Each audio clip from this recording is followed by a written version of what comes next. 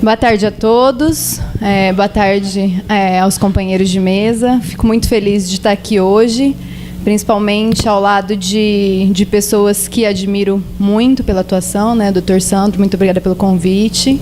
Fico bastante contente, sinto que a participação aqui é muito importante, não só pelo tema, mas também porque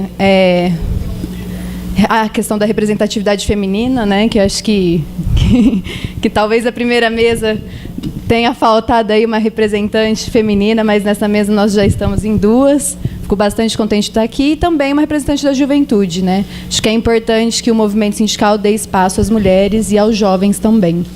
Então, mas gostaria imensamente de agradecer o convite feito pelo Dr. Sandro.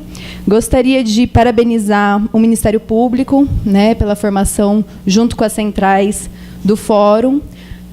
O meu primeiro contato com o Ministério Público foi com o Dr. Eiler, não sei se ele vai se lembrar disso, mas foi há mais ou menos uns 4 anos atrás, e foi uma experiência extraordinária, né, que marcou muito assim, o início da minha advocacia.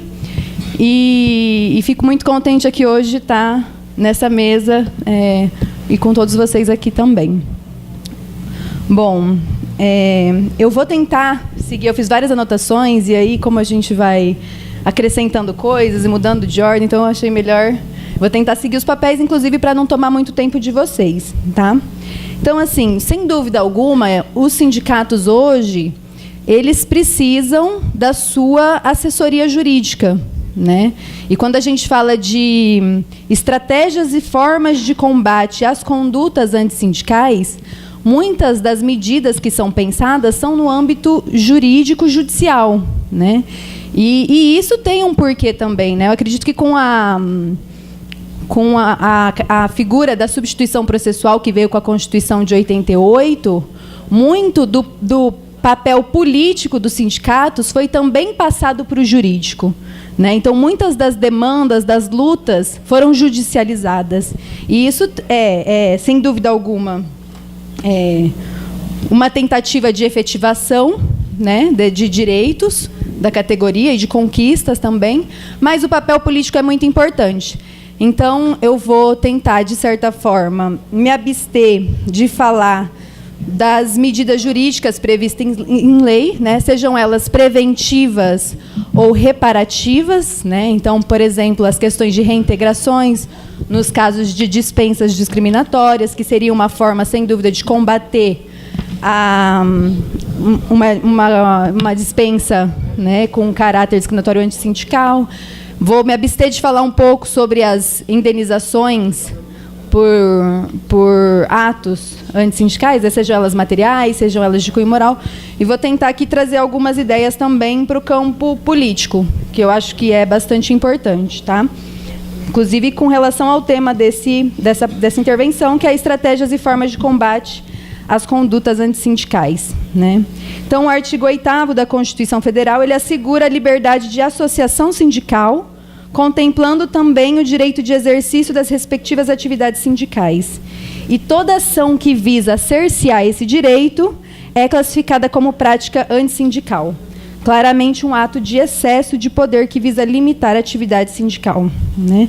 E em tempos de ruptura da democracia que nós estamos vivendo, né, com tantos descumprimentos e com tantas leis e projetos de bastante inconstitucionalidade, eu acredito que os casos de condutas antissindicais tendem, né, a aumentar e a se multiplicar. Sem dúvida alguma, a reforma trabalhista ela é, em si, né, um ato de antissindicalidade, né, um ato antissindical. Bom, a reforma ela tentou destruir qualquer possibilidade de uma legítima negociação, porque ela traz no seu bojo o enfraquecimento das entidades sindicais, o desestímulo aos contratos coletivos, né? Acho que eu vou fechar isso aqui, para não voar. Desculpa, gente. Obrigada. O desestímulo aos contratos coletivos, porque estipula, por exemplo, que aqueles trabalhadores com uma certa remuneração não poderiam negociar, né, em próprio benefício ou não, né? Eu diria mais em prejuízo, com certeza, porque as pessoas ainda continuam sendo vulneráveis, né? O acordo valendo sobre a convenção, essa interpretação que é feita hoje, né? O fim da ultratividade, enfim. O incentivo à demissão de trabalhadores e a substituição por mão de obra sem proteção. Em suma, eu acho que a questão da reforma trabalhista ela pode ser debatida em 4 frentes. Tá? A primeira dela, quanto à deterioração das condições de trabalho. A segunda, quanto às ameaças à organização sindical, que vão abranger, por exemplo, as comissões representativas dentro das empresas, né? A terceira, aliás, essa é uma previsão que tenta, de certa forma, impor um novo modelo sindical, né? Não é recente, né? Antigamente, na França mesmo já havia uma previsão de comissões representativas dentro das empresas e é uma forma de enfraquecer também o sindicato, né? A unificação da classe trabalhadora. Terceiro, uma terceira frente seria quanto à fragilização da negociação coletiva, né, os bancos de horas acordados de forma individual, a negativa de ultratividade, tenta retirar a aplicação da norma mais favorável, amplia as possibilidades de negociação individual.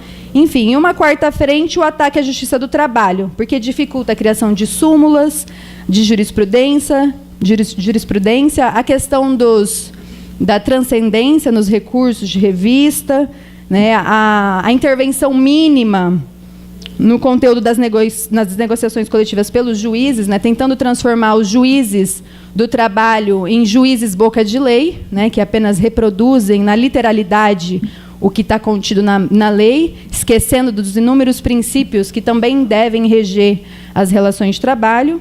Enfim, de maneira geral, a reforma ela comprovou aquilo que já era esperado dela, né?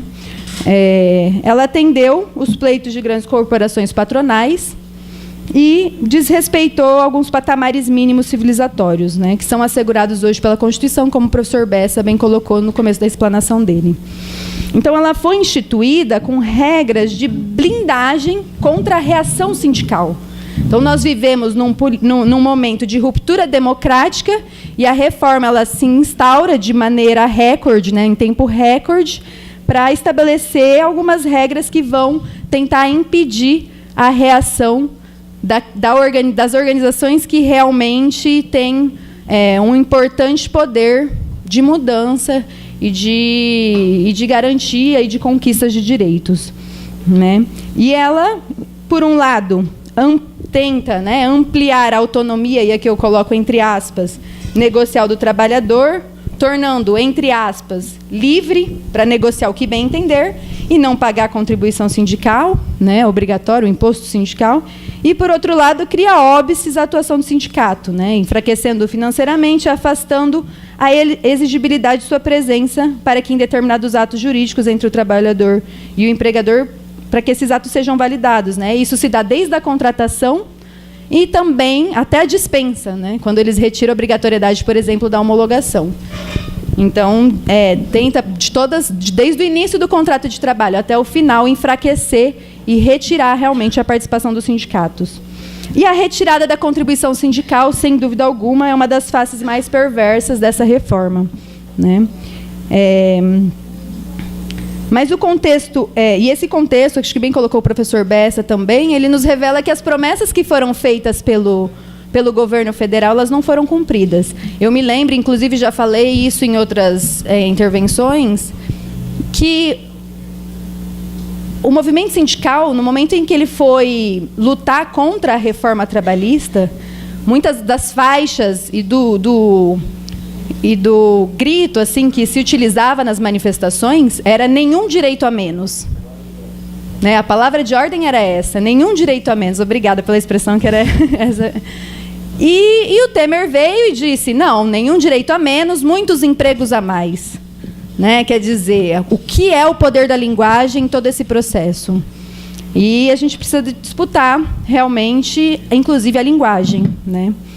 E hoje, como o professor Bessa bem colocou, o desemprego está altíssimo, em cerca de 13,5%, são quase 14 milhões de trabalhadores desempregados. E mais do que isso, né, o número de empregos formais também diminuiu bastante, né? Tem algumas pesquisas que demonstram que os trabalhos informais e os trabalhadores que se constituíram enquanto pessoa jurídica ultrapassaram o número de trabalhos formais. Então, tem uma série de questões que demonstram, né, que essa promessa, de forma alguma, foi cumprida e demonstram também a precarização das relações de trabalho, né? Bom, deixa eu... E aí eu queria, diante disso tudo que eu coloquei aqui, trazer alguns questionamentos que eu tenho certeza que não vão ser possíveis de ser respondidos agora, né? Mas que são questões que precisam ser levadas para dentro dos sindicatos de cada um aqui, né? E junto à categoria, e precisam ser respondidas, né? Então, qual é o melhor momento para a tomada de consciência política enquanto classe? São os períodos de ascensão de direitos ou os períodos de perda de direitos? Por que a classe trabalhadora como um todo ela reagiu mais com relação à reforma da Previdência do que em relação à reforma trabalhista? Por que a mobilização foi maior? Então, são questões que eu acho que precisam ser... né, e também, né, fazer uma avaliação interna. Né, por que o número de filiados depois da reforma trabalhista aumentou ou diminuiu? E por que isso aconteceu? São avaliações que eu acho importantíssimas serem feitas. E se a resposta foi que aumentou ou que diminuiu, que sejam, então, realmente retiradas alguns apontamentos disso tudo.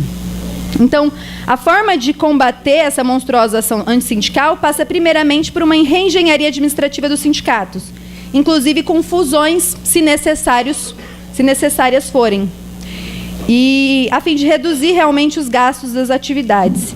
E é claro que essa reengenharia deverá incluir estratégias de aproximação do trabalhador com a entidade. Atualmente, como o professor Sandro bem colocou aqui, com a promoção, né, de políticas de horizontalidade, né, e de participação intensa junto à classe. Hoje é possível você fazer consultas aos representados, né, seja virtualmente, principalmente. Isso é possível e isso é muito fácil, a gente sabe disso, né? É uma coisa que a gente sabe que tem que ser feita e que, então, comecemos a fazer, porque é assim que as coisas vão realmente mudando, né? Gostei muito da sugestão do professor Sandro, inclusive de assembleias virtuais, né? Essa é uma questão bastante importante.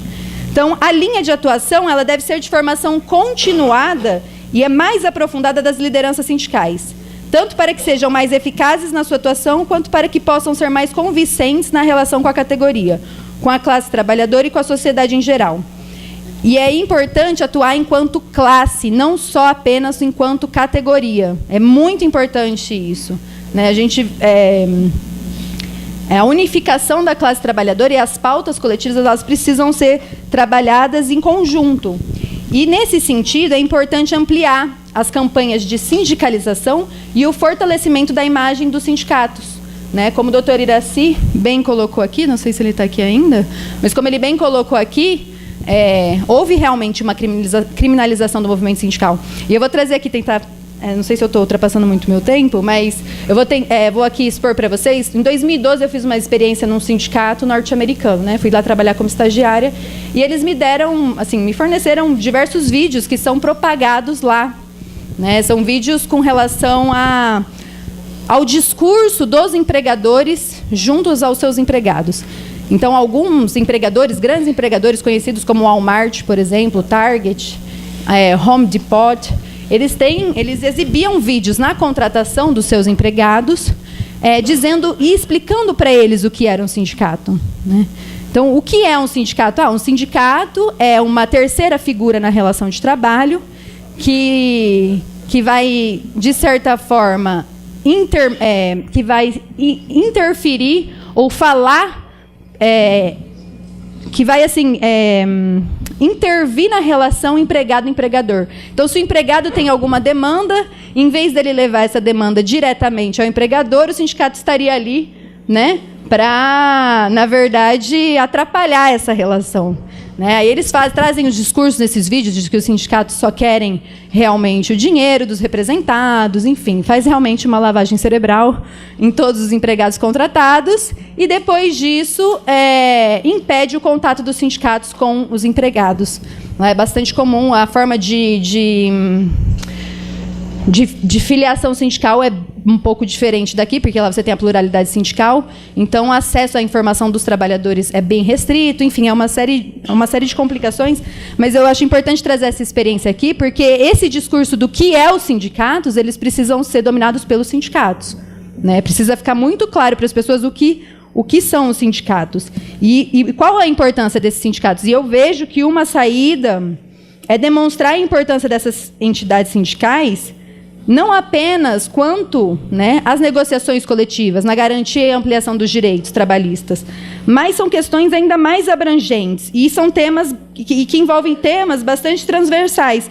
Então, por exemplo, a defesa do trabalhador e de suas famílias, né? Se tem um discurso de defesa das famílias, esse discurso também tem que ser apropriado pelos sindicatos, né? Qual é o reflexo da reforma trabalhista na convivência familiar?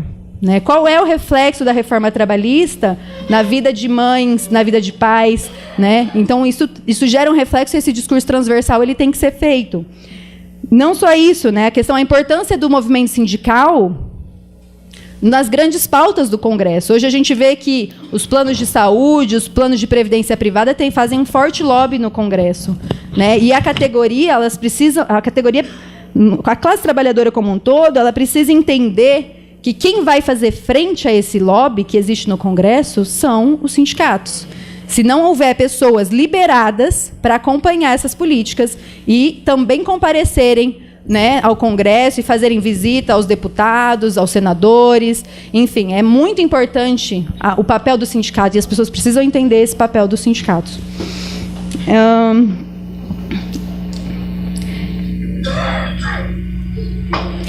Além disso, né, é muito importante, e eu tenho certeza que todos os sindicatos que estão aqui trabalham nessa questão, é terem candidatos próprios. Né? Mas, mais do que isso, fazer campanhas também, não só no sentido de que, olha, trabalhador, não vote nesse deputado porque ele votou a favor da reforma trabalhista. Eu acho que tem que ser um discurso propositivo, né, no sentido de que, olha, trabalhador deve votar em trabalhador deve votar em quem defende os direitos dos trabalhadores. Né? Então, essa campanha tem que ser mais abrangente, porque se, eventualmente, aquele trabalhador não se identifica com um candidato do sindicato, ele pode se identificar com outro trabalhador que é candidato também. Então, essa é uma campanha que, penso, inclusive, por exemplo, o coletivo de sindicatos aqui de Londrina pode encampar, né? Porque você não personaliza, mas é uma campanha extremamente importante. A gente tem um congresso que não representa a classe trabalhadora. Né? Nós temos um congresso que é essencialmente latifundiário e do grande empresariado. Exatamente, sendo que somos, assim, a maioria, né? E tem tantos outros temas que são importantes, né? Tem a lei da grilagem, que passou pelo Congresso, que é pouco discutida, a mídia não traz essa discussão. Né, autorizam a privatização, inclusive, da Ilha Fernando de Noronha. E cadê? Isso, a mídia não mostra isso. E quem tem o papel de fazer essas discussões são os representantes das classes trabalhadoras, mas demonstrando que eles estão lá para isso também. Para que os trabalhadores entendam, olha, nós estamos aqui para defender os seus direitos enquanto trabalhador, mas para defender os nossos interesses coletivos, difusos, enquanto sociedade civil. Né? Acho que é importante também fortalecer os meios de comunicação da classe, por exemplo, a TVT, né, que é a TV da CUT, de forma a criar uma cultura de unificação dos meios de comunicação sindicais. Então, veículos de comunicação periódicos, de notícias diárias e não apenas de reportagem, sob pena de se trabalhar com informações no varejo e que sempre poderão ser destruídas no atacado pela grande mídia. Né? Isso, não tenho dúvida alguma, parece-me que vocês debateram um pouco sobre isso hoje de manhã também. Né? Eu acho que os sindicatos eles não podem voltar a depender das contribuições institucionais, né, para sobreviver, porque se isso acontecer, eles vão continuar expostos ao risco de se verem de uma hora para outra sem nenhuma condição financeira. E todos aqui sabem, né? Sem autonomia financeira, não há liberdade política. Como é que se atua politicamente sem qualquer autonomia financeira? Bom, uma outra questão... Como é que eu estou de tempo? Já deu? Dá, eu vou tentar ser mais rápida aqui. Vou tentar finalizar. Acho que uma outra questão que precisa ser muito combatida é a questão das fake news, né? Isso tem já prejudicado alguns sindicatos. Eu fui pesquisar, parece-me que o Sindicato dos Vigilantes de Penitenciárias de São Paulo foi vítima já de fake news. Então, assim, isso precisa ser combatido pelo movimento sindical fortemente, né? Isso é uma desinformação que prejudica todos os trabalhadores. E penso que a postura ela tem que ser proativa. Precisamos antecipar as nossas ações e empurrar o Estado e os empregadores para a defensiva, porque nós hoje estamos na defensiva, né? Então, o que pode ser feito para colocar os empregadores na defensivas? Isso é muito importante. E mais uma outra questão aqui, os legisladores em geral, né, vereadores, deputados estaduais, deputados federais, os senadores, eles possuem prerrogativa de inviolabilidade das palavras, enquanto os dirigentes sindicais não possuem. E os dirigentes sindicais, eles possuem uma função pública de representatividade tão importante quanto a dos legisladores.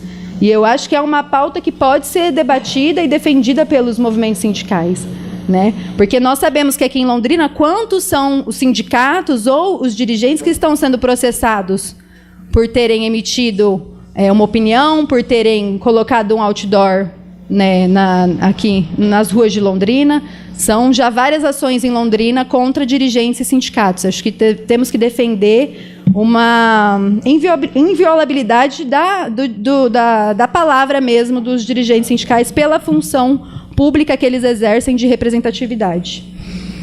Bom, por último, eu queria só rapidamente indicar esse livro para leitura. Muito importante. Esse livro ele foi traduzido, ele é mais ou menos da década de, ele é de 73. Foi escrito por Edelman, na França, mas ele foi traduzido para o português só em 2016. E ele trata da legalização da classe operária. Como você aprisiona a classe operária por meio do direito, né? Como transformam a greve em direito de greve. E quantas, né? E não só a greve, mas todas essas mudanças que nós vemos na reforma trabalhista, quantas dessas mudanças, elas, na verdade, são uma legalização da classe operária, né? Eu separei um trecho aqui que eu gostaria de ler rapidamente e já finalizo. A burguesia contaminou a organização operária, intimou-a a transformar-se em burocracia, funcionando segundo o modelo do poder burguês. Intimou-a a representar, entre aspas, a classe operária, segundo o esquema burguês de representação. Impôs-lhe uma língua, um direito, uma ideologia do comando da hierarquia que fariam das massas um sujeito submisso, sensato e, entre aspas, responsável. A burguesia tentou, e de certo modo conseguiu, negar às massas qualquer palavra e qualquer existência fora da legalidade. Onde, entre aspas, existe a classe operária, se não no sistema sindical que a representa profissionalmente, se não nos partidos que a representa politicamente. Onde ela fala, se não pela voz de seus representantes autorizados, nas instâncias autorizadas, num espaço autorizado. Tudo tem que ser autorizado, né, pela legislação. E quem é que está hoje à frente do Poder Legislativo? Entretanto, as coisas não são tão simples. Investidos do poder legal de representar a classe trabalhadora, os sindicatos são excedidos por sua própria legalidade. Por quê? Simplesmente porque a classe operária não é representável. Não constitui um corpo, como o eleitorado, por exemplo. Não constitui uma soberania abstrata, como a nação ou o povo. É uma classe que conduz a luta de classes.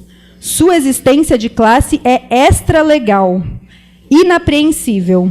Ela pertence a ninguém, senão a ela mesma e a sua própria liberdade. Então, fica essa sugestão. Depois, quem quiser, eu posso passar certinho a bibliografia. Mas acho que é isso, gente. Muito obrigada, agradeço e parabéns pelo evento como um todo.